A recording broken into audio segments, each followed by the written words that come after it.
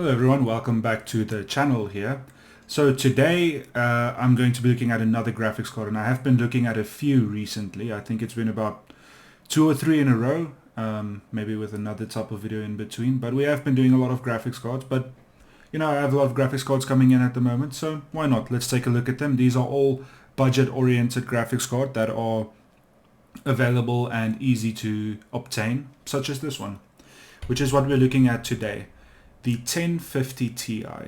Now this here is an interesting card. Not the SKU, not this shroud necessarily, I just mean the card itself. It's interesting because it's one of the only cards at this price point that still is relatively competitive in terms of low-end gaming in 2024. And the reason I say that is that you can get this card for quite cheap. I got this as a part of a PC, so I'm not sure exactly how much I paid for it, but it would have been maybe around like $60, $50, something like that. And for those prices, getting a 4GB card is quite impressive. And you know, it has a relatively modern inputs as well, or output rather. So you know, you have your I think those are display ports. That's a display port, HDMI. What is that? I've never seen so many HDMIs on a card. Usually there's just one HDMI and a bunch of DisplayPort. This one has 3 HDMIs and 1 DisplayPort. That's interesting. So pretty good I/O there, and overall just a decent card still. So I'm going to test this card out today and see how it performs in relatively modern games, the same suite that I always test. So just going to do some light gaming testing, maybe play 1 or 2 of the games and see what it feels like. And yeah, just basically see if this is the sort of card you should consider if you are on a budget in 2024. So with that said, let's play those games, let's test the card, and let's see if the card still has value. Let's do it. Alright, Doom Eternal. This is a test that I often like to do, as you know. And I decided for this suite of games that I'm going to be doing, which is the normal suite, but I decided that I am going to be doing, the screen is 720p, so I don't have an HD screen with me at the moment, unfortunately, for testing.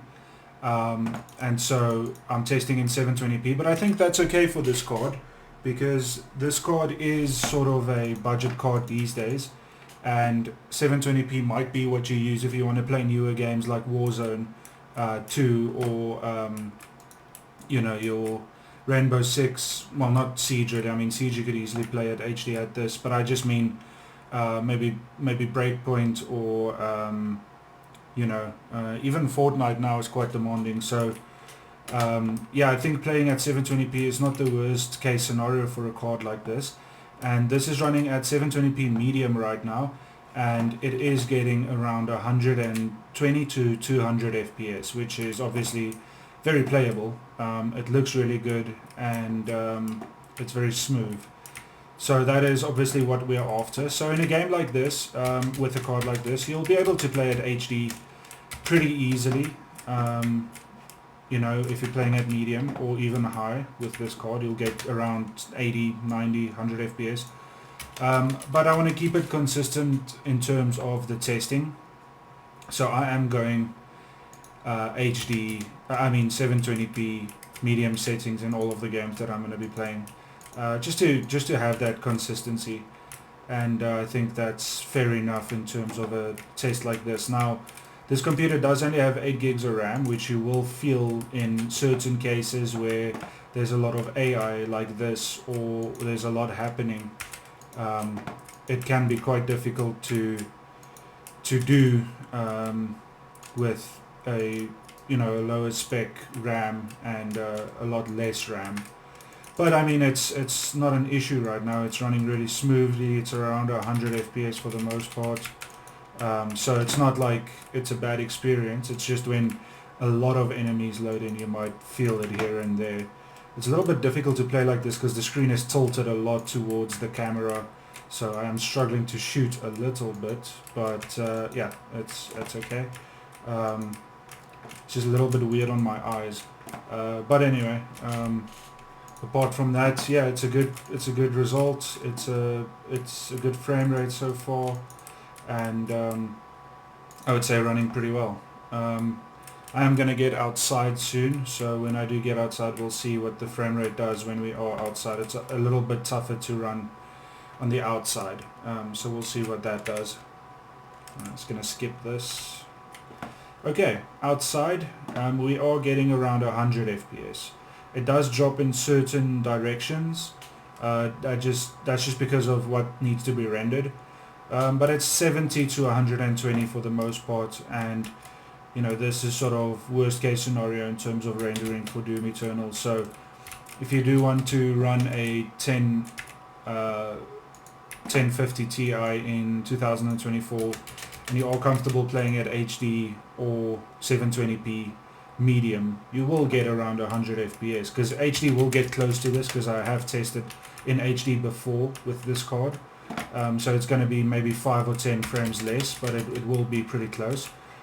So yeah, definitely not a bad result, and yeah, I think very playable, pretty smooth, to be honest. I would recommend coupling this with another 8 gigs of RAM at least, and at that point you'll have a pretty smooth system that will play most games. I think all games really, but some games you'll have to play it low, like maybe The Last of Us or Uncharted, you know, those kinds of games. You'll have to play at low settings, but you will be able to play anything with a computer like this. And this PC was just sold actually, and it was sold for around $200. So yeah, not too expensive for a computer in 2024, and it can definitely play. So for around $200 you can get quite a good gaming experience. Okay, let's move on to the next one. Let's do it. Okay, getting into the benchmark for Hitman, and this is running at 720p medium settings, and it's doing about 60 FPS right now, not too bad. And yeah, it's a test that I still like to do. It still looks really good. I think it's a good benchmark for hardware that's a little bit older. I think with this PC, the lack of dual channel, well, we do have dual channel RAM, but it's only 8 gigs. I think that's hurting the performance a little bit, because I think we should be getting a little bit more than this. But you know, it's not too bad. It's around that 60 mark for the most part. It's around 70 average right now, and I think it's a good result in terms of just how it looks and how it feels. It's pretty smooth, and I think yeah, it's not a bad result at all. The PC is pulling around 150 watts in total for the most part, which is not bad at all. I mean, it's quite low actually, but well, maybe not in total, but just for the CPU and the graphics card, maybe around 200 watts total. And the temperatures are in the 60s, which is pretty good. We are using around 3 gigs of VRAM, so we can up those textures if we want to without really affecting performance. And we are using around 6 gigs of RAM, so I think that's the one weakness, is that 6 gigs of RAM. I think if we up that to 16 gigs, the 8 gigs will make quite a big difference, maybe around 10 FPS or 20 FPS, and it will just help with the frame time overall. Not that the frame time is bad, but yeah, it could be better. So not a bad result at all. Let's move on to the next one. Okay, getting into the Shadow of the Tomb Raider benchmark. This is running at 720p medium settings. Well, it's called normal in this game, and yeah, it's looking quite good so far. This is running on DirectX 12, and we are getting about 60 FPS right now. Again, the RAM will hurt the computer in terms of just scenes like these where there's a lot of people and a lot going on. Also, an older CPU like this will struggle with scenes like these, but then when you have bigger scenes with more cached data and more texture streaming and stuff like that going on, less people, less scripts basically, it will be a little bit easier. Like the scene coming up now, we should get around 70. But regardless, the game looks fantastic. The game runs really well on a 1050 Ti, and yeah, I think it's quite a valid game to play still, because it's only maybe 4 or 5 years old at this point. which is a lot, but games have become a little bit slower in terms of benchmark release games. Games that are really valuable in terms of benchmarking for PC testers such as myself.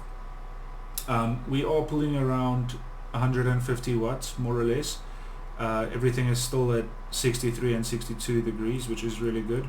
We are also using around 2 gigs of VRAM, so again, we do have 4 gigs of VRAM on this card, so if you want to run your games if this were HD, you could run everything at medium and put the textures on high, and the frame rate will be more or less the same as this. So I am testing everything at 720p for this, but that's just because I only have a 720p screen available.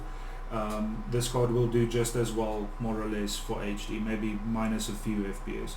So you can definitely play HD with this card in 2024. Just for the sake of this benchmark, it is 720p. But in terms of RAM, we are using again 6 gigs. So yeah, we are really maxed out on RAM because the other RAM is allocated to Windows and background processors. So that's the one thing that yeah, in 2024 you really do need at least that 16 gigs of RAM. But overall, not a bad result really. I mean, I would say probably around 70 FPS average, which obviously is not bad. And this is running at medium settings. So this is probably equivalent to something like a PlayStation 4's performance, and I think it's more or less the same price as well.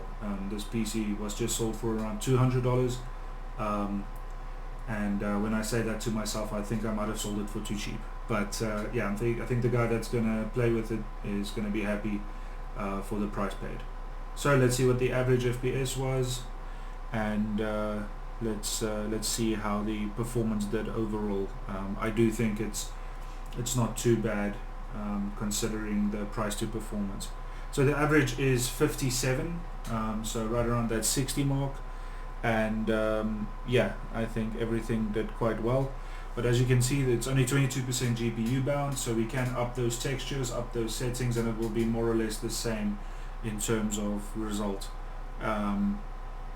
So yeah, so it's not necessary to run at medium because the FPS isn't going to be affected that much. With that said, let's do one last benchmark. Let's do it. Okay, the final benchmark here is one that I haven't done in a little while, and this is Crash Bandicoot 4, I think. So yeah, let's see how this does. This game is obviously a lot easier to run, and it does make you think of like a console game, so to say, just because of the sort of game that it is and how it looks. And obviously a PC like this will run a game like this at max graphics at HD pretty easily for around 60 FPS. But for this test I am doing medium settings at 720p just because I have been doing that, so just keeping that consistency. But that doesn't mean that that's all that this is capable of. We are getting around 130 FPS right now. 100 is more or less the average, so I think that's quite a good result. And yeah, not too much to say. This is sort of the low end of what games require in terms of hardware now in this day and age, but it still looks pretty good, and I definitely think it runs well. So I think that's a valuable insight. Oh, did I die? Anyway, so yeah, so around 100 to 150, which is obviously pretty good. And yeah, this is sort of to showcase the low end of what this PC will be running. But for a game like this, you really don't require much.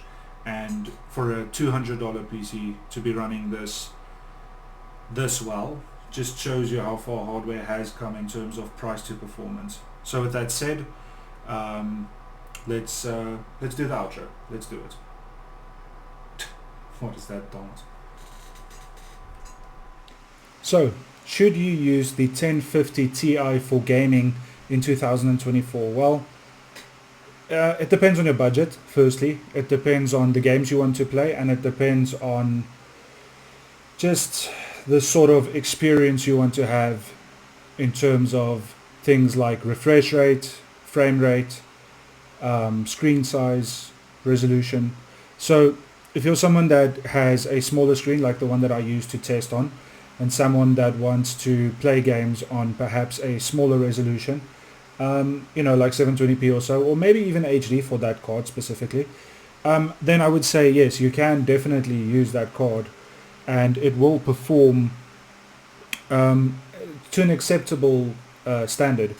So it's not going to be a high refresh rate experience for AAA games, but I do think you'll be able to run most of them, and you'll be able to get at least medium graphics in most of them. So I don't know what that card does in terms of games like Warzone, or new games being released now, your Assassin's Creeds. Every time I speak about this, I can't think about any games, but you know what I mean, like new games that are released in the past few years. I think you'll be able to run them decently at HD, as long as you are realistic with your expectations, and as long as you temper exactly what you think you're going to get with that card and with that experience. So it's a cheap card. I mean, the whole system was sold for $200, and maybe I sold it for a little bit too little, but I think for that kind of money, it's going to outweigh any console experience you can have, if you're talking about cost to performance. So yes, I do think there's a place in the market for that card still, a big place. I think it's very popular still, and I think a lot of people use it, and I think developers need to make sure that games support those kinds of experiences and those kinds of cards. So with that said, if you have one of those cards, or if you want to get one, I would say that it is still viable, and depending on what you want out of your games, there might be no need to upgrade just yet. So yeah, so that's about it for the video. Thanks for watching. I hope to see you in the next one. I hope you like what I'm doing, what I'm trying to achieve, and lately I've been looking at a lot of graphics cards, but I do try and do various things, and I will continue to just basically do what I feel like doing. So if you enjoy it, I am glad, and I hope that you will keep watching, and I hope to see you again. So yeah, with that said, thanks for watching. See you in the next one. Cheers.